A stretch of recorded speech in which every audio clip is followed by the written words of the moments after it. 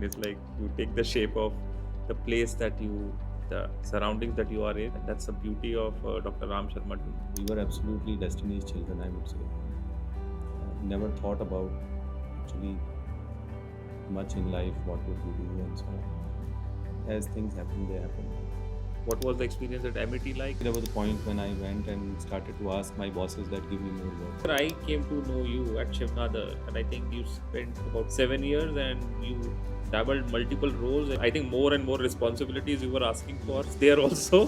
It was one of the best learning experiences in my entire career in higher education, especially.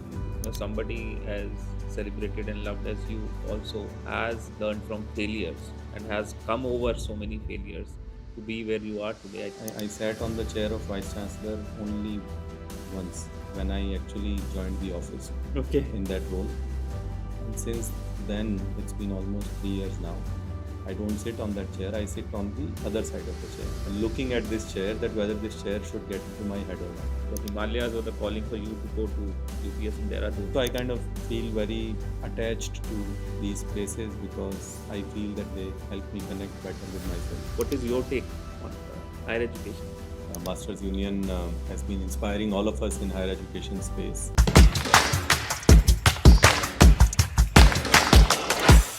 Hi, this is Ankur Vora. Welcome back. This is Intersect by Masters Union podcast series. Today we have with us Dr. Ram Sharma, the Vice Chancellor at UPES Dehradun. Dr. Ram, pleasure being here with you. Thank you so much for taking time out for us, and what an absolute honor. You and me go long back, and I've been chasing you for quite some time to be here with us. I'm grateful that you took the time out. For all of us at Masters Union, this is a great opportunity. I mean, at Intersect by Masters Union podcast series, we have hosted a lot of education leaders. You are our first Vice Chancellor on the podcast, so excited and looking forward to our conversation today.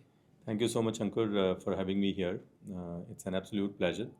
Masters Union has been inspiring all of us in higher education space. The kind of vision and disruption it has brought to the field of higher education in India, not just India, in fact, has been creating ripples globally also.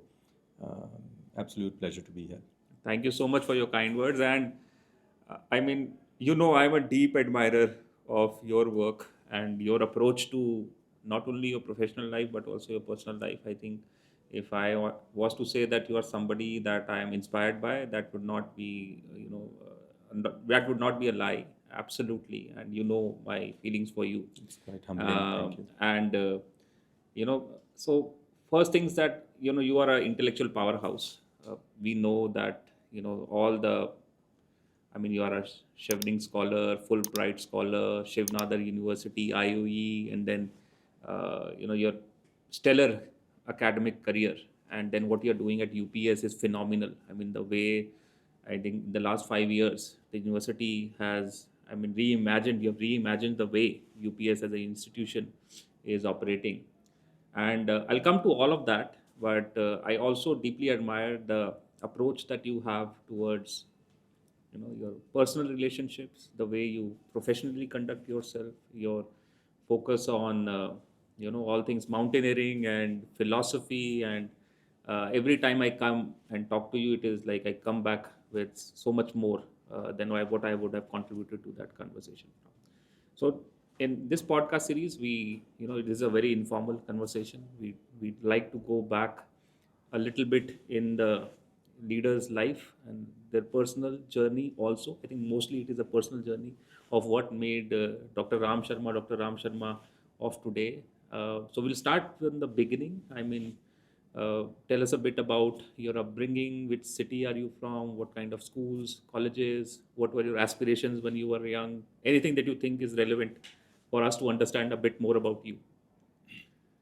Okay, thank you first of all for so many kind words. I'm deeply humbled, and I'm deeply touched also. Generally, I'm not good at taking compliments, but thank you so much. It means a lot. Coming back to the question, I grew up in a very small place in Rajasthan, about 80 kilometers from Jodhpur. And those days were, I mean, like they were, I was growing up in 80s and 90s. So uh, no internet, no mobile phones, and quaint, laid back lifestyles of a middle class, lower middle class life of a small town. Of course, we one of the things which stays close to me is also those days and memories. How we were growing up and what kind of relationships we were building, friendships that we were building, the social cohesion that we were having, because those days there was no concept of public or private education, right? Yeah. Largely, by Yeah. and large, I would say predominantly it was public education. Public education. And especially in schooling, at least in the town where I was growing up, it was all public schools. There was no private school. So all the kids, whether you belong to a rich family or a poor family, or what job your parents do, whether you are the son of a merchant or a banker or a bureaucrat or a clerk or a cobbler or a farmer, all of you would go to the same school, sit in the same class, with the same infrastructure, same teacher teaching you. So, despite your privileges or lack of them, there was this absolute uh, bonding that as kids we created. And we were fortunate to actually, because, you know, you would see possibly during those days it did not used to register, but now if you think about it, one of my classmates used to come to my house morning 5:30 or 6 o'clock, would deliver milk. Okay. And he was delivering milk house after house, helping his parents who were farmers, and then come to the class. Similarly, the person who would distribute newspaper sitting on a bicycle, he was helping his father to run his business, and then he would also go and distribute newspaper and then come to the Come school. to the class. Yeah. Right. Similarly, a child would also help his father on a cobbler shop, mend shoes, right, and so on. There were so many examples, and that was the kind of diversity that our Wow. class had, right, and real diversity. I mean, it could be And as this is raw as- Jodhpur. No, it was about 80, 90 kilometers from Jodhpur. It Jodhpur. was a small place. Small place.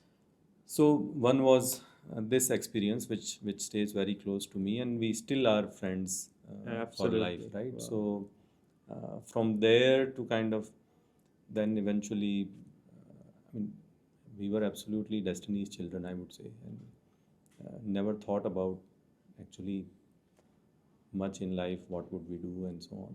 And as things happened, they happened. I mean, and it was classic step migration. So from a small town, went to a district headquarter to do my bachelor's, again Hindi medium, BSc honors physics, government college. Then went to a divisional headquarter to do my master's in physics. Then went to a bigger place to do my PhD. Then to national capital. Then to US, to UK, and so on. So I mean, it's a very organic, I would say. I honestly did not plan much in life. As things kept happening, possibly kind of kept accepting whatever was Wow, coming our way. beautiful, Hare It was Krishna. kind of flowing with what life was throwing at us. That's what I was telling you. Every time I come to you, it's like you are flowing like water. I mean, it's like you take the shape of the place the surroundings that you are in, and and that's the beauty of Dr. Ram Sharma to me. But now, so you say, okay, Destiny's Child, thing you took one day at a time, and you moved up the ladder from, one city to another city to bigger city, and then to US. And so when did this thought pass by, or didn't, that you want to be an academician, you want to do a PhD, and what was that story like? It's a funny thing. So most people uh, in the neighborhood where I was growing up would aspire to become a school teacher. Okay. Right. So, and because either people had businesses, because geographically the place where I was growing up was Marwad region. Marwad. So a lot of people aspired to do business and so on, and not many people aspired to do job, right? But my father was in service, so I and we did not have any business background. So the first thing was that, okay, we'll also have to work, right? Do a job. And therefore, the most common job choice was government jobs. Right? So one of the things was, which most people aspired to do, was to become a school teacher around the village area and stay close to home, and then kind of lead a kind of, so to say, normal life. Yeah, routine Stay life. close to parents, stay close to Just friends being, and families and relatives and so on. Fixed schedule.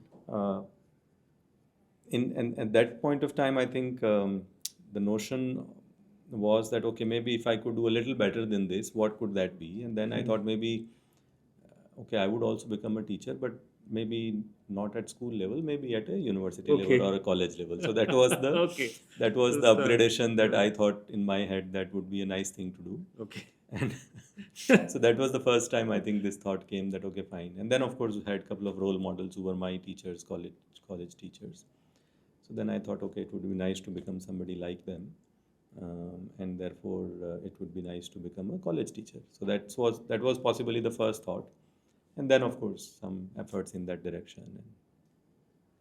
And then, then you went on to do. You said you did a master's in physics. I did my master's in So physics. you had a love for science, and so how Well, did that happen? Well, much later I realized my love for different disciplines, Yeah. but I think that times were different, I would say. I mean, we honestly did not have courage to explore, Yeah.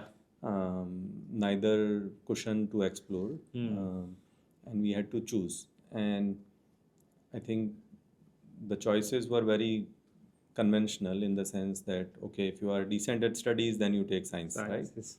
So I was unfortunately decent at studies, and by that mean Science getting marks, right? So math and physics was natural choice because I was getting good marks, and therefore I was kind of written off for those disciplines. Much later I realized that I absolutely loved philosophy or geography and several other disciplines, but much later in my life. I mean, but that was mostly, I would say, an inertia or a momentum because of which I ended up doing bachelor's, master's, and PhD in physics and science. But I think, but in a way, it was good because I did not get distracted. I finished my bachelor's at 19, master's at 21, PhD at 25, 26, and so on. So I mean, So PhD was finished at 25, 26. Yeah. So because I did not take any break, nothing, I was not aware of anything else. I did not know anything else. So it was a kind of very, very straightforward this thing. So that way, I mean, I finished things a little early in my career. So that helped in a way. Super. And I think after post your PhD, the first role was at Amity, if I'm not wrong. Well, I took a break for 2-3 years and dabbled. Came to Delhi for the first time, prepared for civil services. Stayed in Rajendra Nagar, old Rajendra Nagar, and made again lot of friends for life. Beautiful part of journey that was. Learned a lot. It was a learning spurt, I would say. Absolutely diverse subjects, topics. It was a great learning experience. And then, of course, I finally did not get selected. And then, of course, my natural choice was academia. So this is after your PhD? After my PhD, I came to... I saved some money because I was getting fellowship. My parents could not have afforded to send me to Delhi. Okay. So I was saving some money from PhD. I was teaching some tuitions, etc. Also worked for a bit, about a year. Saved some money, and then I came to Delhi. So that was the plan. But finally, as I said, I did not get selected. So then academia was my natural choice. So I then started my career from Amity. And what was the experience at Amity like? And any reflections on that period of your life? I like to describe it this way, that, I mean, of course, my work experience was good. I learned a lot of things. I was always asking for more, and there was this sense of failure also, right? Because I did not clear UPES. the civil services exam, and almost all my friends did. So there was this thing was that what else can I do to excel or kind of exceed my own expectations in what I was doing. So I was trying to do more, and I would volunteer to do different things and all kinds of things. I mean, of course, everybody was supposed to teach, which I was also doing, or do some research, which I was doing. But I mean, now if I look back, I tried to do as much as I could. And it was actually 24/7 kind of thing. And I would actually, there was a point when I went and started to ask my bosses that give me more work. Okay. So at some point, people must have thought that I was crazy or something. Why was I asking for more work? Because people generally were cribbing that, why should we work more? So yeah, I mean, it was a great learning phase, and it actually helped me because I could do so many different things at the start of my career that eventually it helped me. I mean, I did not know that time that it would help me, but eventually it did. Amazing. And I think post MBT is Shivnadar. Shivnadar, yes. So I mean, I like to describe it this way that Indian private higher education has 4 different models, right? One model is which is common, like MIT and many other institutions, where generally one family or one promoter is driving the institution or vision behind this. The second model is Shivnadar kind of model, where philanthropy, but one person or one family philanthropy. The third model is which is Ashoka / Plaksha kind of model, which is collective philanthropy. And the fourth model is like UPES kind of model, where generally there is no owner, but there is some fundraise, etc., has been done from kind of various sources, and the setup is run quite professionally. So, and there is no owner. Or there is no owner. There is no owner, and there is a professional governance setup. So these are the only possible 4 models of higher private higher education in India. And fortunately, by chance, I mean, possibly I don't think it was my choice, but by chance I ended up exploring all 4 possible models. Wonderful, wonderful. So, and that is where I came to know you at Shivnadar. And I think you spent about 6 years in About 7 years, yeah. 7 years, and you dabbled multiple roles and Absolutely. more, I think more and more responsibilities you were asking Yes, for there yes, also. Absolutely, absolutely. So I worked into several roles there. So I was looking after student welfare. I was also responsible for academics. I also was acting registrar for a couple of years, dean of international relations. I did not formally took this title, but I also created a lot of IT systems and processes, ERPs, etc. And also kind of was involved in writing their institution of eminence application, and so several, I think, institution-wide roles and responsibilities, which again helped me learn a lot. I mean, it was one of the best learning experiences in my entire career in higher education, especially.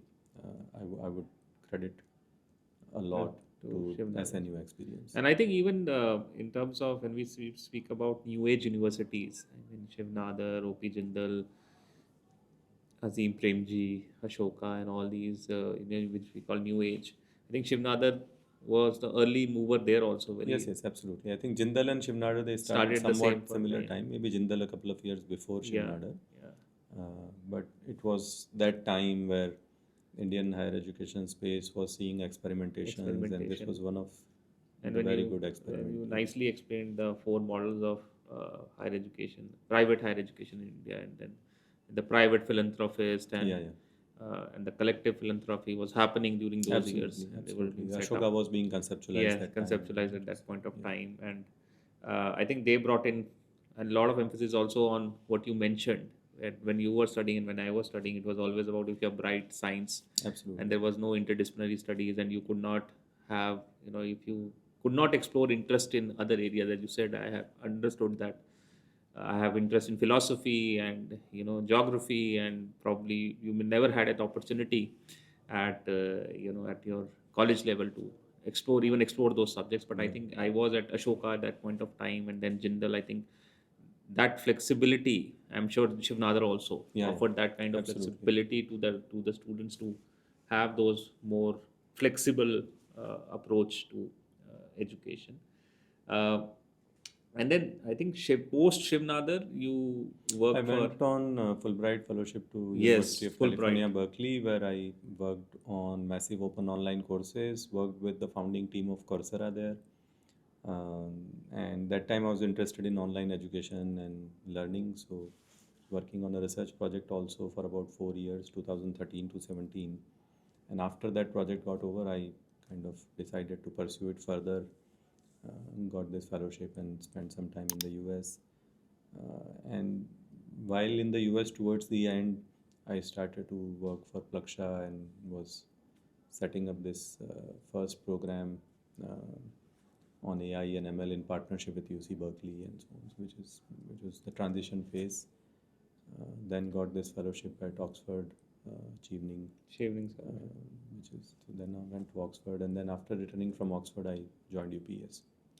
I think one of the things that I want to also emphasize here, because there are a lot of youngsters that listen to our podcast and see our podcast, and I want them to also, understand and learn from you. I remember you mentioning that you appeared for the Fulbright scholarships interview 4 times, and you mentioned UPSC, and that at that point of time you were very dejected that you were Yeah, not yeah. clearing it. So I think that experience of somebody as celebrated and loved as you also has learned from failures and has come over so many failures to be where you are today. I think that's a very deep insight that I took from that conversation that I had. I mean, not here, but last time I was at UPS. And I think I really want all of us also to learn from this, that all of us face failures in life. It is the that will to continue knocking at the doors, and probably one day the door will open.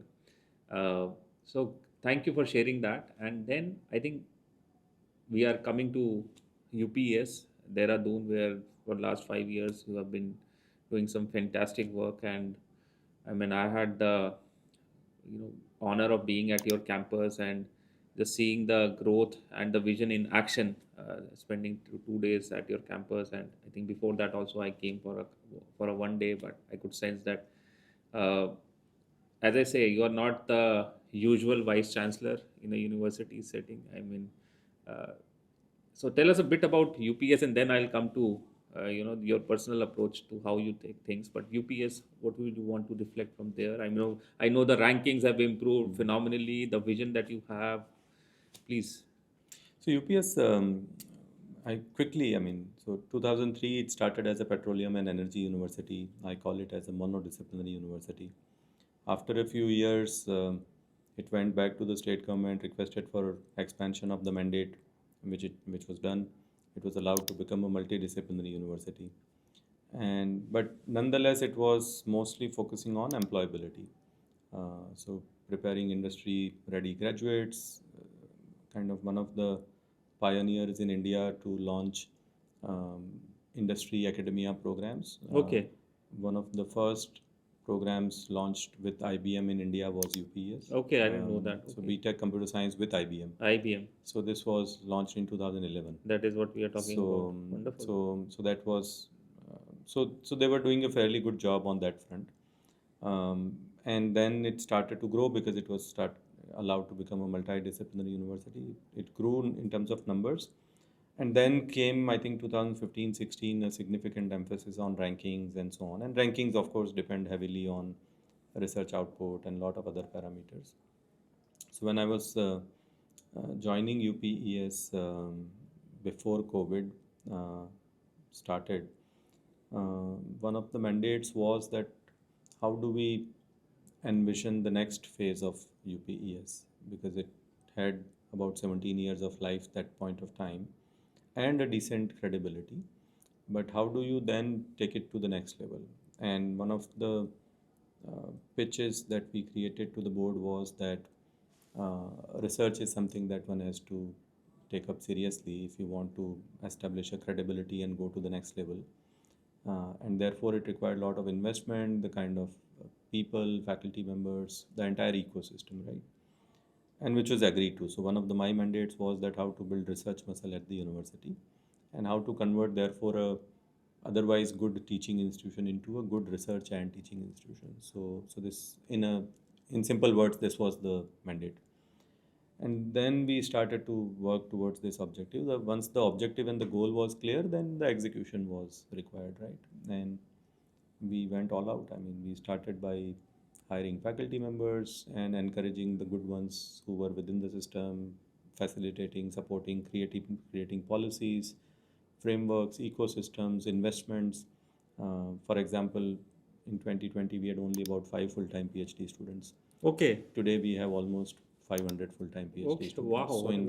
So those kinds of scaling ups, research budgets, for example, we used to spend about ₹1 crore a year. Now we kind of spend close to 80 to 100 crores a year, and a lot of other things actually. So a lot of people ask me this question, that how did UPS do well on rankings, and but people generally think that, oh, some shortcuts must have been taken and so on. But it's really not about taking shortcuts, but doing the right things on the ground, which then starts creating results and so on. I think what worked was that because the research output was low, at a low research output, in terms of percentages, the growth is easy.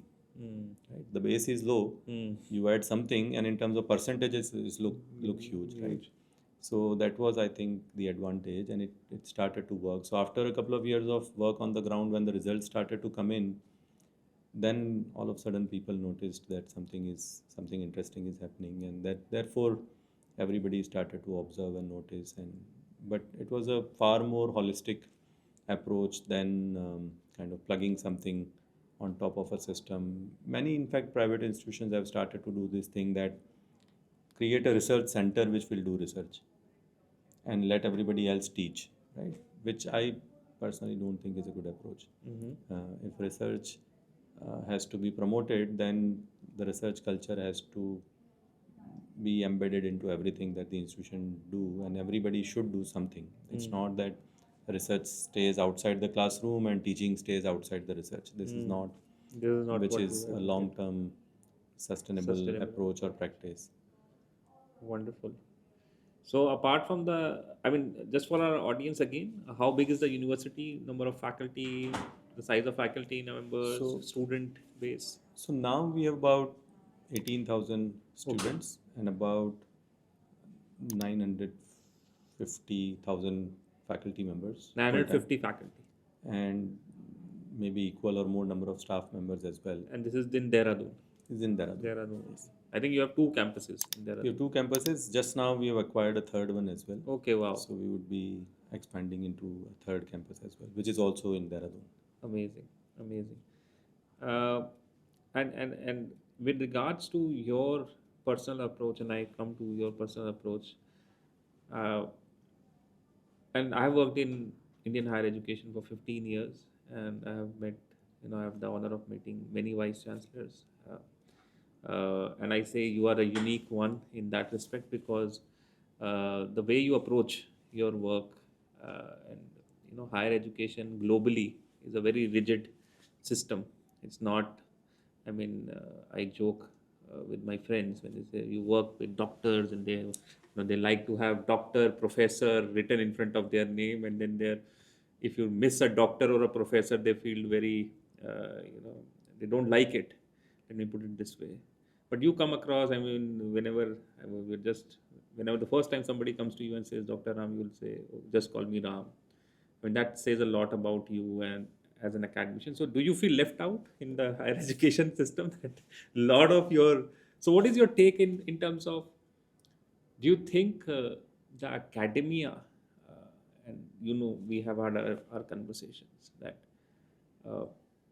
we need to lower in terms of the intellectual wealth? The higher the intellectual wealth we have, the lower the, I think the better way to put it is the grounded the person should be. Is that the vision that you live by? And you were telling us a nice story about, what it means. And I'll tell you my one thing on this. I am a PhD scholar and doing my research. And the more I do my research, I know that I know nothing. How much ever I read, I will never know everything. So I know nothing is my mantra. What is your take on the higher education? Yeah, no, absolutely. since my childhood, I've been inspired by stories from India. I mean, I would refrain from calling it as mythology, but I call them stories, Indian stories. So I'm deeply inspired by them. And they are also deeply philosophical and spiritual in nature. So, for some reason, since very early on in my life, I've taken this that one should remain grounded and humble. And so to say, the material success or worldly success should not go into your head. And I keep reminding this myself every day. Hare Krishna. Very nice. And interestingly and funnily, I can share this anecdote. So, I sat on the chair of Vice Chancellor only once when I actually joined the office in that role. And since then, it's been almost 3 years now. I don't sit on that chair. I sit on the other side of the chair. Oh, wow. I didn't know that. Looking at this chair, that whether this chair should get into my head or not. It's funny. I mean, it's sometimes it's stupid also. But Wow. I think it's important to remind to oneself that whether you are defined by your prefix or suffix or the chair that you are sitting in, or whether you are defining them, is what my take is. Absolutely. 110%. I mean, beautifully said. And when you could not have said it better.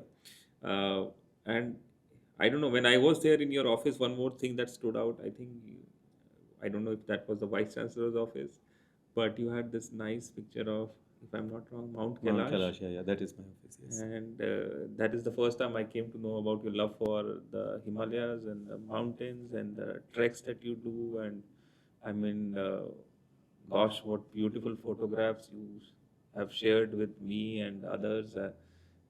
So, what led to this love for trekking and mountaineering in Himalayas? You mentioned the Indian philosophy. Yeah. So, if you can just delve more light on this. Yeah, so as I said, I mean, it was deeply influenced by my childhood. So I got my hands early on to these stories. And while I was growing in a small town on the fringes of desert, and there was hardly any vegetation, right? So it was fairly arid area. But what I was reading was all these stories, especially Indian stories, they are surrounded or has a setting of either Himalayas or rivers, Ganga or similar rivers, or forests. For example, Ramayana or a lot of Mahabharata stories also some kind of revolve around forests, right? Ramayana, Ram goes to forest. Mahabharata, Pandavas go to forest, and so on, and especially in Himalayan region and so on. So I was always fascinated by these stories and forests and Himalayas and so on. So while I was growing up in an arid area, I always uh, associated myself with Himalayas for some reason. For some reason. And then, of course, life took over, and I was kind of consumed by a lot of other things and kind of pressure of working and building a career, this, that. But when I got a chance and got a little bit of pause in my head, I did think that I should explore that side now, which was sitting somewhere in my head. And when I started to explore, all those stories came back. So now the beautiful part is that with those stories, I also have speciality. So there is a special connection with a story that I read in my childhood. So I kind of feel very attached to these places because I feel that they help me connect better with myself. And two, because of those stories and the beauty of the nature, I also feel there is a special energy in this part of the world. So that, and then now that I'm exploring the region for last few years, I feel that there is so much that we can tell to our young generation. So I'm also, as a passion project, working on a project in my head at least, creating a geospatial pictorial map of stories from Mahabharata and Puran and all kinds of literature. So there are beautiful stories scattered across Uttarakhand and Himalayas, I would say, by and large. And they are not only stories, but also so powerful that even one story can change the way one thinks about life and life situations. Absolutely.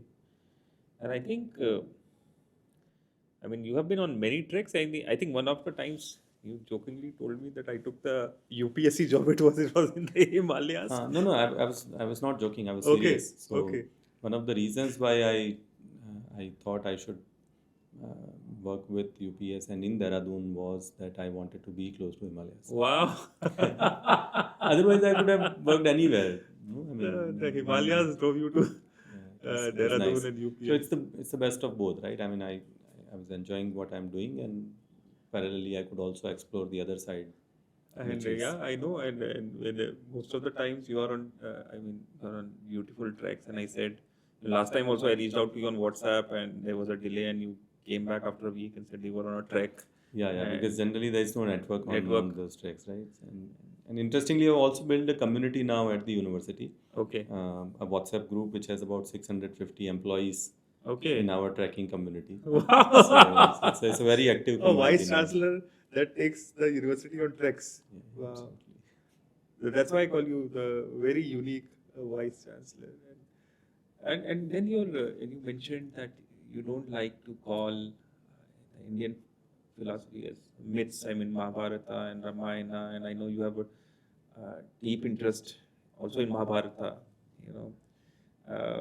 So you want to, and you mentioned that from your younger days you were reading these epics and you fell in love, and you were in an arid region and you wanted to go and explore these places. So do you think that? I think definitely they have had a huge impact on your own life. And when you say that the Himalayas were the calling for you to go to UPS and Dehradun, and I know for a fact that our youngsters don't really, they don't like much of reading. That's proven fact with a lot of research now saying that people are into reels and not books. And I know you love books. I had the honor of being at your home, and I just saw the small library that you had, and you mentioned, there are thousands of books lying all around you. So what would you say to youngsters who may not feel that Mahabharata is cool enough for them to read today, or books are not relevant to, or are Indian, okay, for them, many of them it's mythology, is not relevant. How has it been relevant to you and Dr. Ram and your own life, if you can just spend some time? So I think, it doesn't matter whether you assume it is myth or whether you assume it's a reality. It does not matter either way. And nobody will be able to prove also either way that whether it is a history or whether it is myth, right? So therefore I said I would refrain from getting into those conversations that somebody might say it is historical, somebody might say it is myth, whatever. However, what's out there is so powerful, it does not matter whether it is a myth or not, right? Or whether it is a history or not. You just read it as it is, and the kind of insights and depth it has for life scenarios and situations and life lessons which every human being, not just me, every human being would go through these emotions at one or the other point of time in life. And in fact, Mahabharata claims that what is not there in Mahabharata regarding dharma, arth, kam and moksha, it does not exist anywhere else. Wow. So there is nothing which is not here in this book which can exist anywhere in the world. And because it is talking about dharma, arth, kam and moksha, so essentially the kind of human emotions that goes on, the kind of dynamics human beings can possibly have, the kind of solutions that human beings can potentially think of, and also the kind of conflicts that human beings could potentially face ever in their lives. Everything is mentioned in one or the other form. And sometimes what it helps is that when you face those situations in life, and especially the situations where we don't have control on, then those stories, situations, life lessons help you deal with many of those things, and especially loss, for example. Um, I personally had seen a lot of tough times in my personal life, and I feel that it equipped me to handle them and observe equanimously, moment by moment, let it pass. Because had this clarity or awareness was not there, I would have been absolutely miserable. Thank you for sharing that. And I think personally also, I mean, I am also a student and a seeker and trying to understand life and our reasons of existence. As you mentioned, all of us go through ups and downs and challenges and emotions that we don't find answers to or we don't find solutions to. I think for me also, the Bhagavad Gita and the Ramayana has given me so much. Uh, when I turned 40, I think I had hit my midlife crisis and I was like, okay, is it it? Is this it? I mean, I've achieved this much and now what else? What is there for the next 40 years of my life? What is it I am here for? And I think for me also, what you mentioned is absolutely correct. It gave me a lot of clarity and a lot of support in terms of dealing with just the world around me and my professional relationships, my personal relationships, and just being grounded. Yeah. No, I mean, if you look around, and especially my heart goes out for young people, because there are so many things around us today that forces us to be extroverted. Yes. Right? There is a digital device in hand. There are digital devices everywhere. There are so many distractions of all kinds, right? And it could be very, very hard for people to become introvertedness or experience introvertedness and think about themselves. Why they are doing what they are doing, why is it that they are here, what is the purpose of life, whether something is worth doing or not, all kinds of things. I mean, so I think it's very nice, or it would be very nice if one can find their anchor early on in life. That anchor could be anything, but that anchor has to be very, very solid. And I personally feel that that anchor cannot come from any other source but self. Or but oneself. So the more one thinks about it and finds anchor within oneself as early as possible, I think the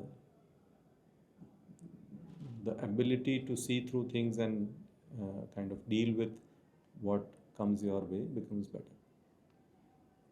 Amazing. And when we are on the topic of books, any book recommendations from you for youngsters they can start? I remember you did a very nice presentation on Siddhartha. Yeah, I absolutely love that book. One of my all-time favorites, Siddhartha by Hermann Hesse. It's absolutely amazing book. And I mean, Bhagavad Gita is my all-time favorite. Yeah, Mahabharata is another one which I was about to say. Bhagavad Gita, of course, is part of Mahabharata. There are 16 or 18 kinds of different Gitas mentioned in Mahabharata. Okay. But Mahabharata would be too bulky for most people. But I did read the full text. Full text. So I found it absolutely fascinating. Wonderful. Thank you so much. Okay, I mean, entering the final couple of questions for you. I mean, you are a higher education leader, and I mean, higher education in India is also seeing a lot of interest from international universities now coming and setting up full-fledged campuses. And I mean, there's movement happening there as well. And I mean, as you mentioned, the four model of private higher education. I mean, the new universities are. I mean, in the Indian donors are now setting up university. I saw Nayantara University in Pune coming up, and I think there are more projects in line. What is your take on how do you see higher education and the coming of international providers to India? So I think it's too early to say which way will it go, but I think might be a 1991 movement of Indian higher education, where the foreign capital or foreign kind of industry is being allowed, and therefore, hopefully, the domestic ones would become more competitive, more process oriented, more quality oriented, etc. Uh, Hopefully, and I wish that this happens. But it's very early to say. The second is, um, the point is how much and to what extent the foreign institutions would want to bring their expertise, talent, capital, etc. to India, versus how much or how many of them they look at as a mostly a commercial opportunity and make some extra money, and then repatriation is also allowed. So I mean they can send back also money. For a long time, UGC had forbidden opening of franchisee models and so on in India. And as far as I am aware, some of these institutions might actually operate as a franchisee model under the guise of a IBC or a foreign campus. So that is a risk, I think, which one would have to see with time. But I feel that the institutions which would be more invested from a mid to long term point of view and would want to focus on quality, they would do well, hopefully. And the ones which have short term objectives of making revenues and profits and kind of repatriate, they might struggle. However, in my head, I'm also not very clear in terms of who potentially the target audiences could be for these institutions, right? And at what price point. So, a lot of questions remain to be answered. And therefore, at this point, at least, I can give arguments for and against both. So I think it's a little early, I would say. I agree with your, the 91 liberalization movement for higher education. I think you're absolutely correct, and I completely echo that thought. And you're absolutely correct in terms of, they have come in now, and there's a lot to now see in terms of what actual execution is going to be of that idea, and they have to be here for the long term and not short term. I mean, India, for all its complexities, is also higher education is a very ROI oriented thing. And international universities, I mean, the first thing an Indian parent will ask is placements kaise hain, what is, and I think that's not a top priority for a foreign institution. It's always about, okay, we'll give you the best of education, and then you will go out and find your own way mostly. But like, we're sitting in Masters Union and we talk about ROI from day one. I mean, we started with talking about our placements. Even today, the placements report is one of the highlights of the year, which comes out, and so right from the top leadership here, it's the day that everybody works towards. Okay, what is the final outcome going to be like? And I mean, Pratham and Swati and all of them, I mean, the entire team at MU is aligned in terms of outcomes for us. Absolutely. And I think that is a question that we have to see how that evolves for international universities in India. And having worked internationally also myself, I know that is not a top priority when we go abroad to study. So finally, with pleasure being here and talking to you. Final question to you is, and I asked this, it is relevant for even the school leaders that come here to this podcast, and even now with the university leader like you. Teaching is, I mean, you mentioned it in your town, teacher was the motivation. You said, okay, the school teacher से थोड़ा ज़्यादा बनेंगे तो college teacher बनेंगे, and now you are doing so well globally. You are a very well respected leader, but not many, even in the youngsters, we don't see many opting for, even today, an academia career. So what will you say to somebody who may not even have been thinking about teaching? What is the joy of being an academician and a teacher, and that probably a youngster can learn from you, take up teaching? Yeah, I think there are two things which I would want to say. One is, of course, on the young people opting for a career or for careers in academia. The two is that whether academia is being accommodative to the young people. Yeah. Right? It goes both ways. Yes. And the way academia has been working, especially in India, it has to fundamentally reimagine itself. I mean, it cannot work like the way it has been working for ages. There has to be more opportunities for innovation, for agility, for um, kind of accommodating diverse views, different views, um, in fact, opinions which could be against your own opinions and beliefs, especially for leaders, which is not how Indian academia works. And also the way I think the world is evolving, how professionals, while being in academia, can pursue other pursuits also. For example, Stanford is a classic example. There are so many professors at Stanford who became entrepreneurs and eventually became billionaires, right? And academia does provide you that kind of space where you teach a little, but also do a lot of research and thinking and ideations, and you are always working with bright people, young people, which keeps you thinking and also come up with ideas to experiment with and apply them to solve problems, and therefore in the process become entrepreneurs and make money and so on. So I think Indian institutions have just started into that direction, and if that happens, then I believe there will be a lot of excitement and opportunities for young people to come and do what they like to do. One is, of course, teaching. Of course, is a profession which has, it possibly does not have the kind of money that industry pays, but it has a different kind of joy. But the second is that it can provide you the kind of opportunities that I just mentioned, that you could become an entrepreneur, and it gives you a basic security. You have a monthly salary and to take care of your family or basic living costs, and then you could start working on what you like to. You have access to the young talent pool, which can work on your idea or work with you, and then you can create a lot of things. So I think if that perspective changes and that freedom is given to young people, I'm pretty sure it would change sooner than later. Absolutely.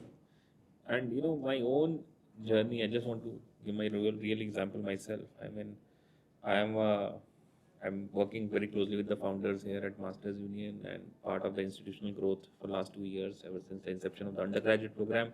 And I am also a professor of practice at UPES Global University. I teach courses. I'm starting my 2 new courses next week. And I absolutely love this flexibility where I can be an academic and I can be also doing, real world things and bring in. So I am teaching a course next semester on institutional marketing, how not-for-profits, institutions like schools, hospitals, universities market themselves to the world. And it came from my real life learning of 15 years in doing this. Absolutely. And I think this is what you mentioned, the new India higher education, slowly moving towards that role. And I think absolutely youngsters, and you mentioned, I didn't know that Stanford example. So thank you for bringing that up, because I felt that there is new fresh air in the higher ed, at least an island of such institutions that are now ready to offer this kind of flexibility to academicians, and so they can be an academic, also do research, and also become entrepreneurs. And I think I've always believed that knowledge should lead to creation. Absolutely. Knowledge just for the sake of writing a paper, I mean, kudos to them. But for me personally, I would love to do research which actually solves real world problems and lead to some real world applications of that knowledge. What a treat to have you here with us, Dr. Ram. It's amazing. Ram, should I say, to know a bit more about you. Always, as I said in the beginning, and whenever I talk to you, I learn something. I learn more than I give. So it was again another of that conversation. Thank you so much for being here with us at Masters Union. You have been a part of Intersect. You have been on panels, and we hope that you continue supporting us. And we resonate with so many of your thoughts in terms of the ethics, the values, the groundedness, the will to do so much more in academia, in Indian higher ed. And we hope that our paths keep on crossing and we keep on working together. Thank you. Thank you so much. Thank you.